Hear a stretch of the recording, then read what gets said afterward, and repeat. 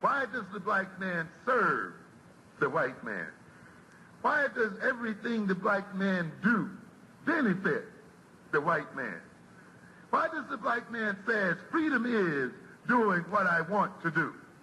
And why is it that everything he wants to do enriches the European? Welcome to the desert of the real.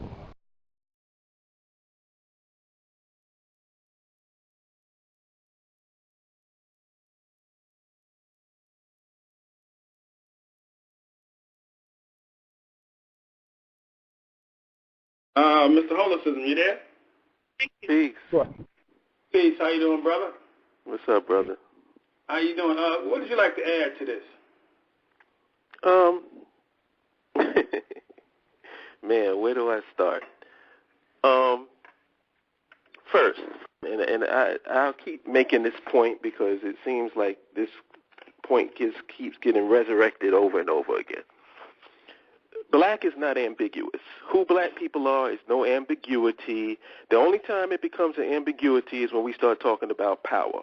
When we start talking about who we're going to oppress, who we're going to keep out of the power structures in the system, everybody knows with pinpoint accuracy who black folks is. So I'm not even going to engage in that conversation.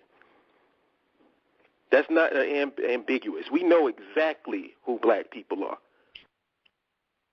I prefer African, because that attaches me to culture. I have no problem with black, and I usually use black in conjunction with African. But everybody keeps talking about what is this and what's culture and what is black people and what we should do. I mean, it's really relatively simple to me. I mean, like all of this self-help stuff is stuff that you usually need when you have no nation. There's a lot of self-help gurus out there selling a lot of books and telling people what they can do individually because those people are working and operating within the context of no nation, no power, no socio-economic and political power. And I'm dying to know how black folks are going to become comfortable with no skills and no jobs. Where are you getting your jobs from? Do you have a place? Are your people generating the jobs that you're working for, or are you getting jobs through somebody else? Have a good day. And another thing is, white folks don't even have jobs for their own people. We're being cut out of the labor market by the Mexicans, and that's something that we're going to have to address very soon. So this whole thing about this rugged individualism thing, I don't have a problem with individualism per se, but I'll just use this as an example. There was a man in New York who, by his rugged individualism, managed to become mayor of New York City. And that same man couldn't catch a cab in his own city. You feel me? Because you are not judged by just you personally. You are judged by the group in which you come from. So all of these niggas can get as much money as they want to, but you're going to be associated with a powerless people. So when you're in the midst of other rich people and other wealthy people, you're going to be the low person on the totem pole. See, because the people in power know who we are. They don't have no confusion. There's no ambiguity. There's no, what is black? That discussion doesn't even come up.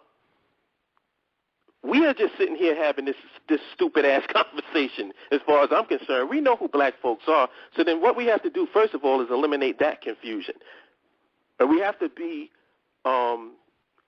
find common ground amongst all of us. And I believe that the common ground is that we all don't have socioeconomic and political power.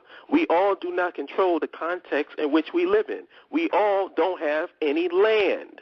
We also don't control any infrastructure. Now, individually, being in America, individually, if you don't want to work with your own, you can have a quite successful life. You can make a lot of money. If that's what the goal is, then you can definitely do that. But what I find interesting is that why do people who want to do that get involved in group-oriented discussions? Why do you get involved in black nationalism and Pan-Africanism and want to jump in and interject when you're an individualist? If you got your money and you got your shit straightened out, you should be okay. Before is a guilty conscience, maybe? I noticed that, I don't know if Carla's on the line. I see him in the chat room. But me, I swear to you, when I had my show and Carla when he's on and when Chef is on their show, we have so many people who swear that they don't have no interest in nationalism, no interest in Pan-Africanism, always showing up in our forums. But we never show up in theirs. You notice that, Chef? You notice that? Man. I know Carla notices it. Every single time, it's like, what's that dude, Sarge, and the rest of these clowns. All of a sudden, they got so much time in their busy schedule of making money and being successful that they can tune in for 2 hours and listen to what we got to say. So, I mean, you said a mouthful right there, man, because I never heard a discussion where we were talking about black issues and somebody called in and said, what is black? It only comes to that discussion, like that question you will always hear popping up when we start talking about power. If we're talking about oppression, everybody know who black folks is. The moment we start talking about having some power, getting some land, getting some infrastructure, start talking nationhood, now all of a sudden, what is black? We get into this philosophical shit. Well, what is black? Come on, man. Yeah, if you don't know, this might not be the right conversation for you. This is stuff we've been dealing with for a long time, man. We're going to always have people jumping in to the conversation of nationhood and infrastructure and the land and all this other stuff and all this these are collective issues that we're discussing. We're talking about the empowerment of our groups. Now, there is something to be said for the empowerment of the individual, and you can't go out there. One thing that brother did say that is definitely true. If you consider yourself just an individual detached from culture, you can go out there and make all the money you can because you don't have no allegiance to nobody or whatever. Now, there are going to be times when you get lumped in with the people that you come from that you're going to have to deal with, and usually that's what most rich Negroes have to deal with, like they come home and they feel like they got their feelings hurt because they got treated like a nigga one day. I mean, that's just what I call collateral damage. That's like cultural residue. That stuff happens. But you can have a successful life. You can make your money. But my thing is, if you're doing that, do you. But don't come in trying to shift us away from what we're trying to do. We're concerned about the collective. We're concerned about our young babies coming up out of the womb. What context are they going to have to live in and exist in collectively? You know what I'm saying?